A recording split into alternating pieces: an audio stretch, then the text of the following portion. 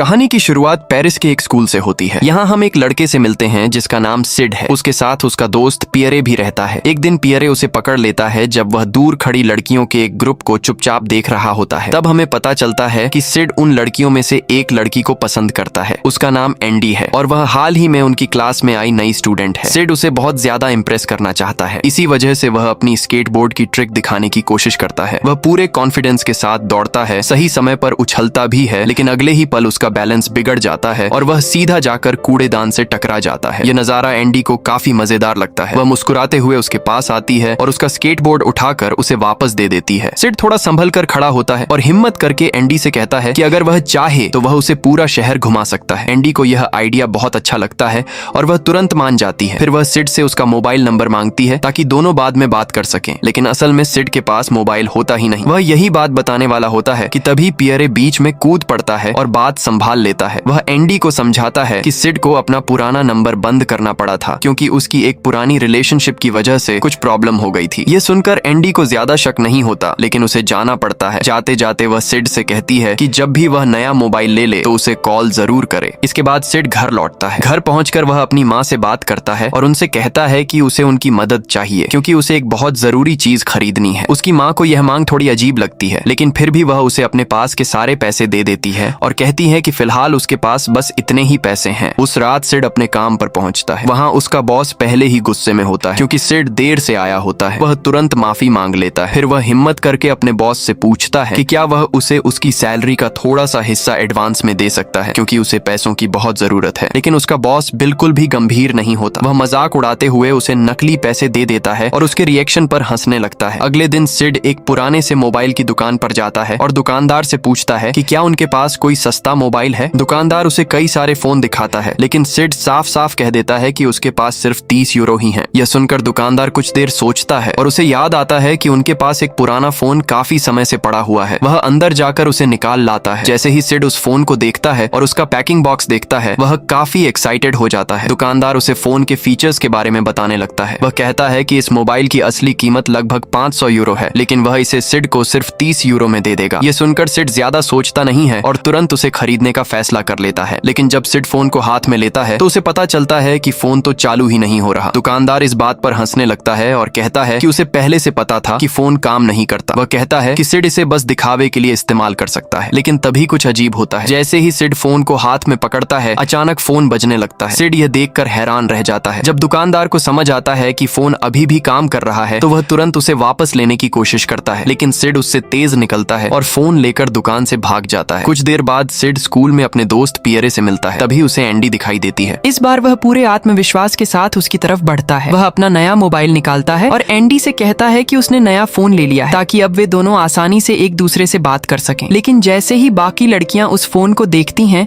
उन्हें उसका अजीब सा डिजाइन दिखता है और वे सिड का मजाक उड़ाने लगती हैं। वे एंडी को अपने साथ लेकर चली जाती हैं और जाते जाते उसकी खराब आर्थिक हालत पर भी ताने मारती हैं। यह देखकर पियरे अपने दोस्त को दिलासा देने की कोशिश करता है। वह सिड से कहता है कि वे लड़कियां असल में किसी लायक नहीं हैं। इसके बाद दोनों दोस्त अपनी क्लास में चले जाते हैं। लैब के अंदर वेयरगल नाम का एक लड़का और उसका पूरा ग्रुप सिड और पियरे का मजाक उड़ाने लगता है। बात इतनी बढ़ जाती है कि लैब के बीचों बीच दोनों ग्रुप के बीच झगड़ा शुरू हो जाता है। तभी टीचर तुरंत वहां आ जाती है और किसी तरह स्थिति को संभालने की कोशिश करती है। टीचर पढ़ाना शुरू करती है, लेकिन वे लड़के पूरी क्लास के दौरान उसे परेशान करते रहते हैं। दूसरी तरफ एंडी और उसकी सहेलियां यह सब देखकर हंसती रहती हैं। उसी समय अचानक सिड का मोबाइल अपने आप चालू हो जाता है और अपने आप ही एक नंबर डायल करने लगता है। तभी एंडी की एक दोस्त मार्गोट के फोन पर कॉल आने लगती है। जैसे ही वह फोन कान से लगाती है, उसे फोन के अंदर से अजीब और डरावनी शैतानी आवाजें सुनाई देने लगती हैं। कुछ ही पल में ऐसा लगता है जैसे वह फोन उसके दिमाग पर कब्जा कर लेता है। वह अचानक गैस बर्नर को चालू कर देती है। फिर वह अपनी दूसरी दोस्त क्लेमेंस के बालों में आग लगा देती है। जैसे ही एंडी अपनी दोस्त के सिर को जलते हुए देखती है, वह जोर जोर से चिल्लाने लगती है और अगले ही पल पूरी क्लास में अफरा तफरी मच जाती है। उनकी दोस्त ने आग बुझाने के लिए फायर एक्सटिंग्विशर लाकर इस्तेमाल किया ताकि आग पर काबू पाया जा सके। इसके बाद स्कूल का प्रिंसिपल मार्जोट के पास आता है। उसके साथ एक जासूस भी होता है। जासूस यह पता लगाता है कि जिस नंबर से कॉल आई थी वह एक प्राइवेट नंबर था। इसका मतलब यह था कि इस नंबर तक पहुंच पाना मुश्किल था और उनके पास कोई ठोस सबूत नहीं था। जब उन्हें समझ आता है कि अब वे कुछ नहीं कर सकते, जासूस जांच को अस्थायी रूप से रोक देते हैं और छात्रों को जाने देते हैं। अगले दिन सिड अपने कमरे में बैठा होता है और खुद से बात करता है कि वह एंडी को कितना पसंद करता है। इसी बीच वह देखता है कि उसका मोबाइल वीडियो कॉल पर एंडी के साथ जुड़ा हुआ है। सिड बहुत घबराता है क्योंकि वह उसके नंबर तक नहीं पहुंच पा रहा और एंडी ने जो पहले सुना था उसके बावजूद वह पूरी शांति और सहजता से बात कर रही होती है। सिड फिर उसे बाहर जाने का ऑफर देता है लेकिन तुरंत शर्मिंदगी महसूस करता है और कॉल खत्म कर देता है। इसके बाद वह फोन की बाकी क्षमताओं को देखकर यह सोचता है कि मोबाइल सच में असाधारण है। वह देखता है कि मोबाइल ने कल मैजिद के साथ कॉल की थी और वह सोच में पड़ जाता है कि ऐसा क्यों हो रहा है। क्लास के समय मर्जो अपनी दोस्त से माफी मांगती है लेकिन वह लड़की माफ नहीं करती और उसे इग्नोर करती है। सिड और पियरे रहस्यमय कॉल्स के बारे में बात कर रहे होते हैं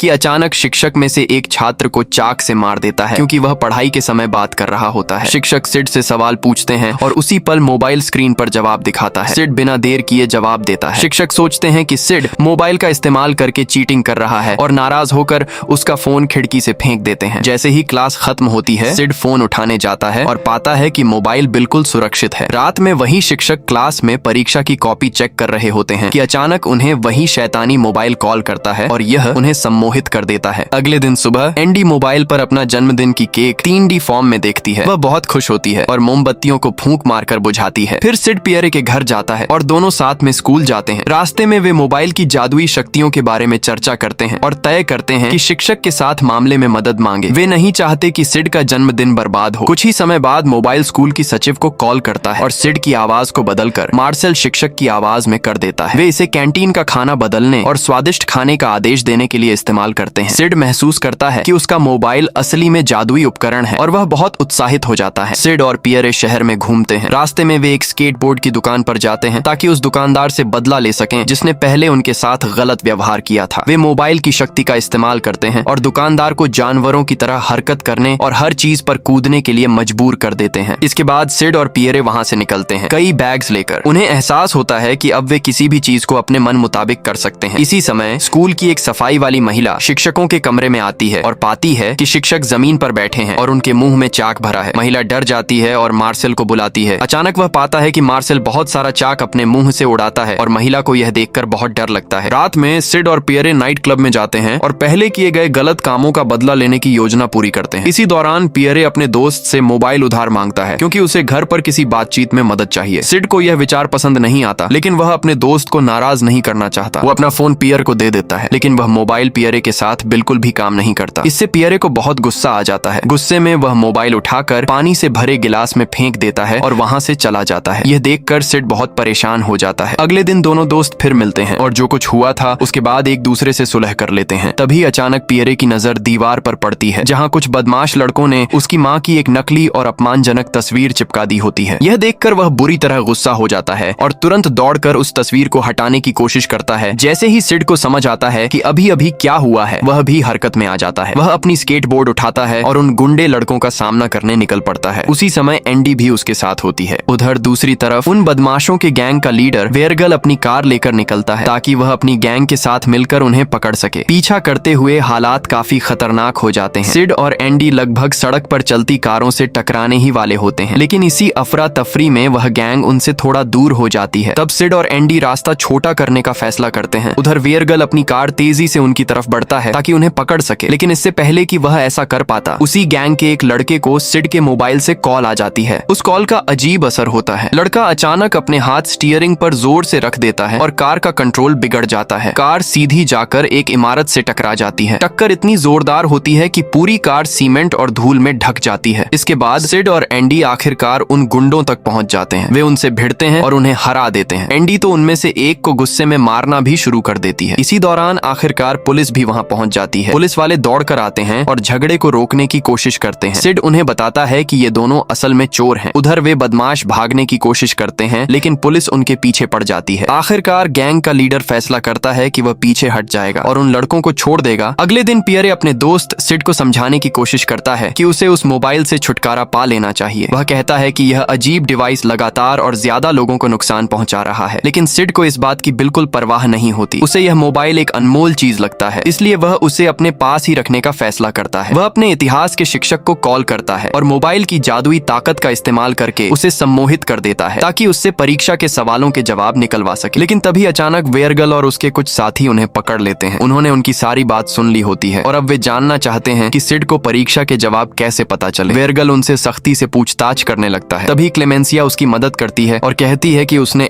एंडी को यह कहते हुए सुना था कि सिड को सारे जवाब पता हैं। इसके बाद वे सब वहां से चले जाते हैं। कुछ समय बाद हम देखते हैं कि सारे छात्र परीक्षा दे रहे हैं। इस दौरान एक मजेदार बात यह होती है कि वही शिक्षक जिसे सिड ने सम्मोहित किया था आज बहुत ही अजीब और शर्मनाक कपड़े पहनकर स्कूल आया होता है। दिन के अंत में सिड और एंडी बगीचे में बैठकर बातें कर रहे होते हैं। धीरे धीरे दोनों एक दूसरे के करीब आने लगते हैं। एंडी इस नजदीकी से बहुत खुश होती है और वह सिड को साथ में फिल्म देखने चलने का प्रस्ताव देती है। सिड यह सुनकर बहुत खुश हो जाता है और बिना ज्यादा सोचे तुरंत हाँ कर देता है। अपने इस डेट की तैयारी करते हुए वह फैसला करता है कि वह अपने दांतों का ब्रेसेस हटा देगा ताकि उसे खुद पर ज्यादा भरोसा महसूस हो। थोड़ी देर बाद पियरे उसके घर आता है। उसे याद आता है कि दोनों ने पहले से अपनी पसंदीदा म्यूजिक बैंड के कॉन्सर्ट में जाने का प्लान बनाया था, लेकिन सिड उसे बताता है कि वह अब नहीं जा पाएगा क्योंकि उसकी एंडी के साथ डेट है। यह सुनकर पियरे का दिल टूट जाता है। वह कहता है कि अब उसे अपना दोस्त पहचान में ही नहीं आता क्योंकि सिड पहले कभी उसके साथ ऐसा व्यवहार नहीं करता था। लेकिन इन सब आरोपों के बावजूद सिड अपने फैसले पर अड़ा रहता है। वह कहता है कि वे दोनों हमेशा से अलग अलग तरह के लोग थे। पियरे जवाब देता है कि उसकी फैमिली में भी बहुत सारी समस्याएं हैं, ठीक वैसे ही जैसे सिड की जिंदगी में है। यही वजह थी कि वे दोनों हमेशा मुश्किल समय में एक दूसरे का सहारा बनते थे। इसके बाद पियरे वहां से चला जाता है। हालांकि इस झगड़े से सिड को भी बुरा लगता है, लेकिन वह फिर भी अपनी डेट की तैयारी जारी रखता है। जाने से पहले वह अपनी माँ से बात करने जाता है। उसकी माँ उसे बताती है कि उसे काम पर उसकी वफादारी और मेहनत की वजह से इनाम मिला है। यह सुनकर सिड बहुत खुश हो जाता है। वह अपनी माँ को अलविदा कहता है और उसकी माँ उसे शुभकामनाएं देती है। जब सिड सीढ़ियों से नीचे उतर रहा होता है तो उसे वह छोटा लड़का मिल जाता है जिसकी देखभाल उसकी माँ उसके माता पिता की गैर मौजूदगी में करती है। वह छोटा लड़का सिड की जैकेट पकड़ लेता है और उससे खेलने की जिद करने लगता है, लेकिन सिड उस पर गुस्सा कर देता है क्योंकि उसके हाथ में चॉकलेट लगी होती है। ये देखकर सिड उस छोटे लड़के पर गुस्सा करता है और उससे कहता है कि उसे अकेला छोड़ दे। उसी समय सिड की माँ उससे पूछती है कि क्या उसके बॉस ने उसे छुट्टी देने के लिए मान लिया है या नहीं, लेकिन सिड बेपरवाही से कहता है कि उसे अब इसकी परवाह नहीं है और अगर बॉस ने मना भी कर दिया तो बेहतर होगा कि वह हमेशा के लिए गायब ही हो जाए। दूसरी तरफ हम देखते हैं कि उसी समय उसका बॉस एक रेस्टोरेंट में बैठा होता है और उसे एक कॉल आती है। जैसे ही वह फोन उठाता है वह अचानक सम्मोहन जैसी हालत में चला जाता है। वह धीरे धीरे उठकर रसोई की तरफ जाता है और अपने ऊपर तरह तरह की सामग्री और परतें लगाना शुरू कर देता है जैसे कोई अजीब रेसिपी तैयार कर रहा हो। इसके बाद वह सीधे उबलते हुए गर्म तेल के कड़ाहे की तरफ बढ़ता है और उसमें अपना सिर डाल देता है। ये देखकर वहां मौजूद लोग डर के मारे जोर जोर से चिल्लाने लगते हैं। कुछ ही पलों में वह आदमी जमीन पर गिर जाता है और उसकी मौत हो जाती है। इधर सिड एंडी के घर पहुंचता है। वहां उसे पता चलता है कि एंडी दरअसल माइक बेल्ट की बेटी है जो दुनिया के सबसे मशहूर स्केटबोर्डर्स में से एक है। ये जानकर सिड बहुत खुश हो जाता है। इसके बाद सिड और एंडी एक स्पोर्ट्स कार में बैठकर सिनेमा देखने जाते हैं। रास्ते में जाते हुए वे वेरगल की कार के पास से गुजरते हैं। तभी उन लड़कों को पता चलता है कि यही वही कार है जो उनके पिता से चोरी हुई थी। ये देखकर वे गुस्से में आ जाते हैं और उनका पीछा करने का फैसला करते हैं। सिनेमा हॉल में सिड और एंडी साथ बैठकर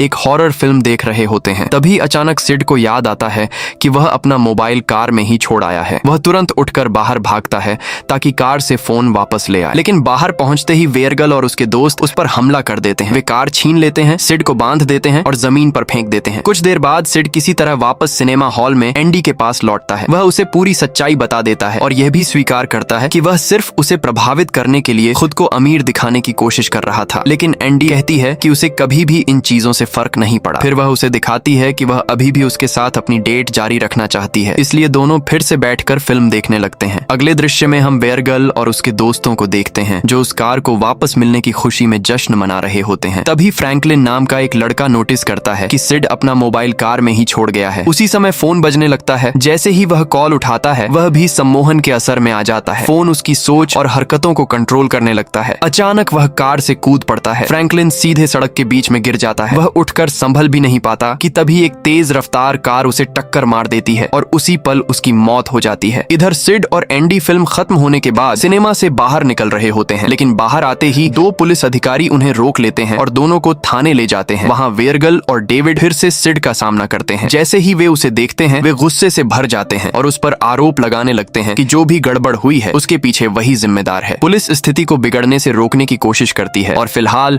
उन बदमाश लड़कों को बाहर जाने देती है। इसके बाद एक अधिकारी सिड और एंडी से उस चोरी हुई कार के बारे में पूछताछ शुरू करता है। वह सिड से यह भी पूछता है कि वह लोगों को कैसे कंट्रोल कर रहा था, लेकिन सिड जवाब दे पाता उससे पहले ही मेज पर रखा फोन बजने लगता है। अधिकारी जैसे ही कॉल उठाता है वह भी बाकी लोगों की तरह सम्मोहित हो जाता है। वह तुरंत जांच की फाइल फाड़ देता है और फिर अचानक सिड और एंडी को जाने के लिए कह देता है। जब वे दोनों बाहर की तरफ बढ़ रहे होते हैं। तभी सिड पास खड़े पुलिस वालों की बातचीत सुन लेता है। वे उसी रेस्टोरेंट की घटना के बारे में बात कर रहे होते हैं जहां उसके बॉस की मौत हुई थी। ये सुनते ही सिड को समझ आ जाता है कि उस मोबाइल की वजह से उसकी जिंदगी के कई लोग मर चुके हैं। अब उसे सचमुच डर लगने लगता है। वह एंडी को अलविदा कहता है और तुरंत इस समस्या को खत्म करने का फैसला करता है। वह घबराकर सड़कों पर दौड़ने लगता है और सोचता है कि किसी भी तरह इस फोन से छुटकारा पाना होगा। वह मोबाइल को तोड़ने की कोशिश करता है लेकिन कोई भी तरीका काम नहीं करता। फिर अचानक उसके दिमाग में एक और आइडिया आता है। वह एक गहरे कुएं के पास जाता है और उस मोबाइल को 160 मीटर गहराई वाले कुएं में फेंक देता है। अगले दिन एंडी इंतजार करती है कि उसके माता पिता घर से अपनी यात्रा पर निकल जाएं। जैसे ही वे जाते हैं वह बेसमेंट में उतरती है जहां उसके दोस्त उसका इंतजार कर रहे होते हैं। वे सब मिलकर जो कुछ हो रहा है उसकी जांच करने का फैसला करते हैं। वे अपने पास मौजूद सारी जानकारी इकट्ठा करते हैं और धीरे धीरे समझने लगते हैं कि शायद यह मोबाइल खुद ही यह सब कुछ कर रहा था और हो सकता है कि सिड भी किसी तरह इसमें शामिल। दूसरी तरफ सिड के पास कुछ मजदूर आते हैं। वे उसे बताते हैं कि उन्हें उसका वह मोबाइल मिल गया है जो कल खो गया था। सिड अंदर ही अंदर नहीं चाहता कि वह मोबाइल फिर से उसके पास आए क्योंकि उसी ने उसकी जिंदगी बर्बाद कर दी थी, लेकिन वह यह भी नहीं चाहता कि उन मजदूरों की जान खतरे में पड़े। इसलिए वह उनसे मोबाइल ले लेता है और वहां से चला जाता है। थोड़ी ही देर बाद पियरे भी वहां आ जाता है। सिड को राहत मिलती है जब उसे पता चलता है कि उसका दोस्त अब उससे नाराज नहीं है। पियरे को अब समझ आ चुका होता है कि असली दोषी सिड नहीं बल्कि वही शैतानी मोबाइल है जो यह सब करवा रहा है। इसी दौरान अचानक मोबाइल बजने लगता है। दोनों दोस्त समझ जाते हैं कि अब उन्हें इस मोबाइल को हमेशा के लिए खत्म करने का कोई तरीका ढूंढना होगा। सिड पियरे से कहता है कि अगर मोबाइल की वजह से वह अजीब तरह से व्यवहार करने लगे तो पियरे बिना हिचकिचाए फूलदान से मोबाइल को तोड़ दे। फिर सिड उस शैतानी मोबाइल से बात करने की कोशिश करता है। वह उसे समझाने की कोशिश करता है कि वह अब इस तरह की जिंदगी नहीं जीना चाहता, लेकिन मोबाइल के अंदर मौजूद वह बुरी ताकत उसे छोड़ने से साफ इनकार कर देती है। वह कहती है कि अगर सिड के पास उसे प्यार करने वाला कोई नहीं रहेगा तो वह खुद उसे प्यार करेगा। जब कॉल खत्म होती है तो सिड को लगता है कि कुछ भी नहीं बदला, लेकिन पियरे घबरा जाता है और अचानक सिड को जोर से मार देता है। सिड जमीन पर गिर पड़ता है। उधर उसी समय एंडी के घर में फोन बजता है। क्लेमेंसिया फोन उठाती है लेकिन अचानक वह जमीन पर गिर जाती है। उसके दोस्त घबरा जाते हैं और उसकी तरफ दौड़ते हैं, लेकिन अगले ही पल वह हंसने लगती है और कहती है कि उसने बस मजाक किया था। वह बताती है कि कॉल उसकी दोस्त की माँ की तरफ से थी जिसने उससे कहा कि चूल्हे पर रखी हांडी उतार ले। कुछ देर बाद सभी दोस्त रसोई में इकट्ठा होते हैं ताकि अपनी बात आगे बढ़ा सकें। तभी मर्जो के फोन पर उसकी माँ की कॉल आती है, लेकिन असल में वह एक नकली कॉल होती है जो उसी शैतानी मोबाइल की तरफ से आई होती है। मर्जो फोन वेरगल को पकड़ा देती है। तभी अचानक वह दराज से चाकू निकालती है और खुद को ही मारना शुरू कर देती है। यह दृश्य देखकर बाकी सभी लोग डर से जम जाते हैं। भयानक दर्द के बावजूद मर्जो खुद को बार बार चाकू मारती रहती है जब तक कि वह आखिरकार जमीन पर गिरकर सबके सामने दम नहीं तोड़ देती। इसके तुरंत बाद वेरगल चूल्हे पर रखी उबलती हांडी उठाता है और उसे क्लेमेंसिया पर फेंक देता है। उस उबलते हुए तरल की भीषण गर्मी उसे तुरंत मार देती है और उसका शरीर जैसे जमकर एक मूर्ति जैसा हो जाता है। इस अफरा तफरी के बीच डेविड डर के मारे पॉपकॉर्न मशीन उठाकर वेरगल पर हमला कर देता है। वह बार बार उसे मारता रहता है जब तक कि आखिरकार वेरगल की भी मौत नहीं हो जाती। एंडी यह सब देखकर पूरी तरह सदमे में चली जाती है। तभी उसका मोबाइल बजने लगता है, लेकिन वह उसे उठाने से पहले ही उसका कुत्ता फोन उठा लेता है और भाग जाता है। कुछ ही पलों में वह कुत्ता भी उसी बुरी ताकत के वश में आ जाता है और सब पर हमला करने की कोशिश करता है। डेविड अपनी दोस्त की रक्षा करने के लिए कुत्ते के पास जाने की कोशिश करता है, लेकिन वह उसका सामना नहीं कर पाता। डर के मारे एंडी ऊपर की मंजिल की तरफ भागती है और वहीं छिप जाती है ताकि कुत्ते के हमले से बच सके। थोड़ी देर बाद सिड और पियरे भी उसके घर पहुंच जाते हैं। वहां अचानक एंडी की माँ उन पर हमला कर देती है। खुद को बचाने के लिए दोनों लड़के अपनी स्केटबोर्ड से उस महिला को मारते हैं और किसी तरह आगे बढ़ते हैं। इसके बाद वे घर में मौजूद सबसे भारी मशीन की तरफ जाते हैं ताकि उससे मोबाइल को तोड़ने की कोशिश कर सकें, लेकिन तभी वही बदमाश लड़के रास्ते में उन्हें घेर लेते हैं। सिड उन्हें रोकने की कोशिश करता है ताकि पियरे और एंडी मोबाइल को नष्ट कर सकें, लेकिन उधर पियरे और एंडी को एक और समस्या आ जाती है। वे मशीन चालू ही नहीं कर पाते क्योंकि उसमें पासवर्ड लगता है। दोनों जल्दी जल्दी पासवर्ड का अंदाजा लगाने की कोशिश करते हैं। उधर सिड उन लड़कों से भिड़ा हुआ होता है और उन्हें खुद को नुकसान पहुंचाने से रोकने की कोशिश कर रहा होता है क्योंकि उस शैतानी मोबाइल का असर उन पर भी हो चुका होता है। उनमें से एक लड़का तो अचानक एक इलेक्ट्रिक चेन सॉ उठा लेता है और सिड पर हमला करने दौड़ पड़ता है। काफी कोशिशों के बाद आखिरकार पियरे और एंडी मशीन चालू कर लेते हैं। जैसे ही मोबाइल टूटने ही वाला होता है, चेन सॉ पकड़े लड़का उसे मशीन की तरफ फेंक देता है। अगले ही पल उस लड़के को जोर का करंट लगता है और वह वहीं तुरंत मर जाता है। लेकिन सबसे डरावनी बात तब सामने आती है जब वे देखते हैं कि मोबाइल टूटने के बाद भी अब तक चालू है। इसीलिए वे तुरंत स्कूल की तरफ भागते हैं। उन्हें उम्मीद होती है कि स्कूल की लैब में मौजूद केमिकल्स की मदद से शायद उस मोबाइल को पूरी तरह नष्ट किया जा सके, लेकिन जैसे ही वे वहां पहुंचते हैं उन्हें पता चलता है कि मोबाइल फिर से पहले जैसा हो चुका है और अब वह फिर से लोगों के दिमाग पर काबू पाने लगा है। तभी स्कूल का प्रिंसिपल उस कॉल का जवाब देने के लिए आगे बढ़ता है। यह देखकर एंडी गुस्से में आ जाती है और तुरंत अपने स्केटबोर्ड से प्रिंसिपल को मार देती है, लेकिन तब तक बहुत देर हो चुकी होती है। वह महिला मजबूर होकर लैब में रखी केमिकल की एक बोतल निगल लेती है और उसी वजह से उसका शरीर बुरी तरह नष्ट हो जाता है। इसके बाद सिड, पियरे और एंडी देखते हैं कि बहुत बड़ी भीड़ उनकी तरफ बढ़ रही है। ये सब लोग उस शैतानी ताकत के कब्जे में होते हैं। तीनों तुरंत वहां से भागते हैं ताकि वे मारे जाने से बच सकें, लेकिन समस्या यह होती है कि पूरा स्कूल चारों तरफ से घिर चुका होता है। इसलिए वे फैसला करते हैं कि वे खुद को लैब के अंदर बंद कर लेंगे। इसी बीच प्रिंसिपल फिर से होश में आ जाता है और उन्हें रोकने की कोशिश करता है। दूसरी तरफ बाहर बहुत सारे लोग जो उस बुरी ताकत के वश में होते हैं दरवाजों और खिड़कियों को तोड़ने लगते हैं। आखिरकार वे लोग अंदर घुसने में कामयाब हो जाते हैं। एंडी पूरी कोशिश करती है कि वह मोबाइल को नाइट्रोजन टैंक में डाल दे, लेकिन तभी प्रिंसिपल उसे रोक देता है। वह मोबाइल को बाहर निकालने के लिए अपना हाथ तक कुर्बान कर देता है। इस पूरी अफरा तफरी के बीच पियरे किसी तरह मोबाइल को फिर से पकड़ लेता है। उसी समय सिड नाइट्रोजन का टैंक उसकी तरफ फेंक देता है, लेकिन जैसे ही पियरे मोबाइल को अपने कान के पास पकड़ता है उसे उस शैतानी आवाज की फुसफुसाहट सुनाई देती है जो उसके दिमाग को काबू में करने की कोशिश कर रही होती है। फिर भी पियरे पूरी ताकत से उस श्राप का विरोध करता है। आखिरकार वह मोबाइल को नाइट्रोजन टैंक के अंदर फेंक देता है और मोबाइल वहीं जमने लगता है। कुछ समय बाद सिड, पियरे और एंडी होश में आते हैं। वे देखते हैं कि उनके आसपास उन लोगों के ढेर लगे हुए हैं जो पहले उस बुरी ताकत के कब्जे में थे। सिड हैरान होकर पियरे से पूछता है कि वह ऐसा कैसे कर पाया। पियरे मुस्कुराकर जवाब देता है कि उसने अपने कानों में ईयर प्लग लगा रखे थे, इसलिए वह उस आवाज के असर में नहीं आया। जब उन्हें पूरी तरह समझ आता है कि वे आखिरकार उस भयानक श्राप को खत्म करने में सफल हो गए हैं, तो तीनों खुशी से एक दूसरे को गले लगा लेते हैं। अगले दृश्य में हम देखते हैं कि वे तीनों एक नाव में सफर कर रहे होते हैं। उनके पास नाइट्रोजन सिलेंडर होता है जिसमें वह शैतानी मोबाइल जमा हुआ होता है। वे उस सिलेंडर को समुद्र में फेंक देते हैं ताकि यह हमेशा के लिए गहराई में चला जाए और फिर कभी कोई इंसान उसे ढूंढ न सके या उसकी वजह से नुकसान न उठाए। यहीं पर आज की हमारी कहानी खत्म होती है। अगली नई कहानियों और मजेदार मूवी समरी के साथ फिर मिलेंगे। तब तक के लिए अलविदा।